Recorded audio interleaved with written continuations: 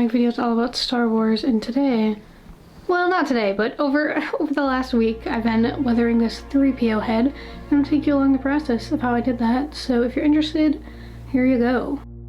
So I am very new to weathering in general, or just any prop making to begin with, so I had initially started following a tutorial by Star Wars Replicas, and I immediately did it wrong because I happened to pick up the wrong color of paint. I started with a bronzy brown color, and I ended up going with gold. This paint acts as our first layer of weathering. We're just priming it with a shine at the start, so if it peeps through later, it mixes in with the silver to create a very nice warm Tatooine-ish vibe, if you want to say that.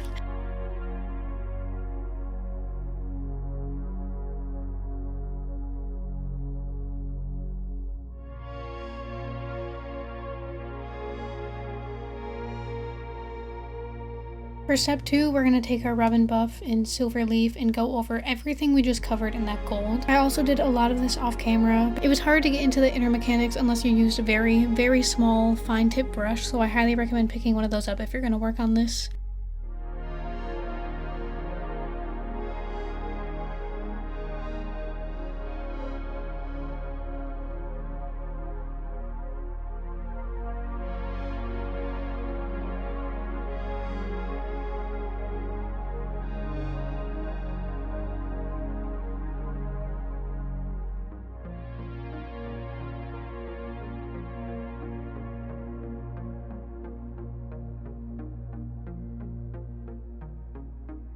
For step 3, we're going to be working on what really makes this droid look weathered and pull it all together. We are using an incredible amount of Nuln Oil, as well as watered down acrylic paint.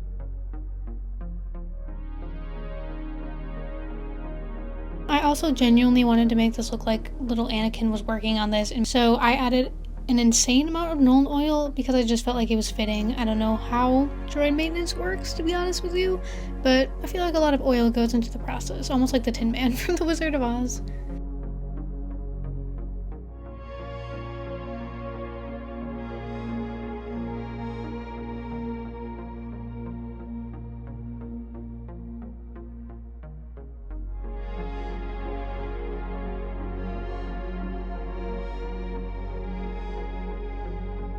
It almost instantaneously makes it look like it belongs in the Star Wars universe, and we're going to amplify that by continuing to add tons and tons of layers.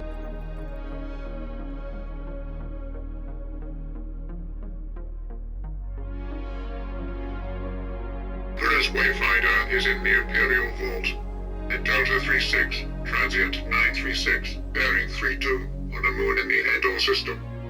From the southern shore, only this blade tells. We are beginning the process of trying to rustify the droid, if you will. I want to give him that Tatooine-ish feel. I'm taking Citadel in Mournfang Brown, and we are gonna just apply it where I feel it's needed.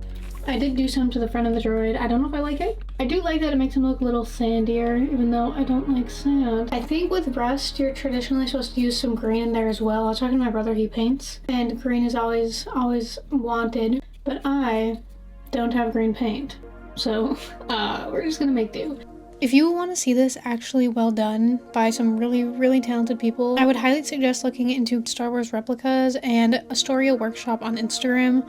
They genuinely make the props look like they belong in the Star Wars universe, and they really make it look like the actual screen-used version of C-3PO in the Phantom Menace, which is so cool. I'll put links to both of their accounts in my description box, so be sure to go check them out. They are so incredibly talented.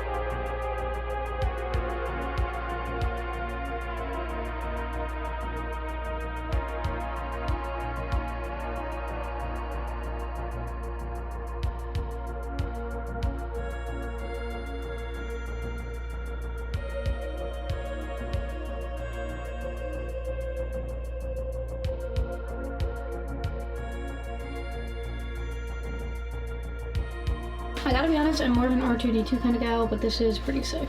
So this is the before.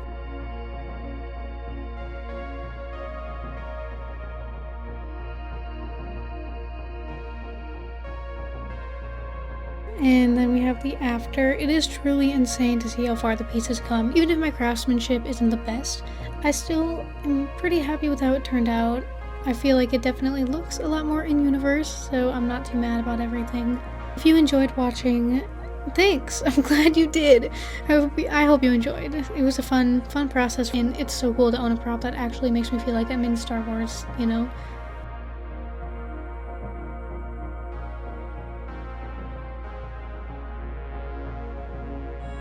And now he lives on the top of my bookshelf in the sunshine, so that's pretty awesome.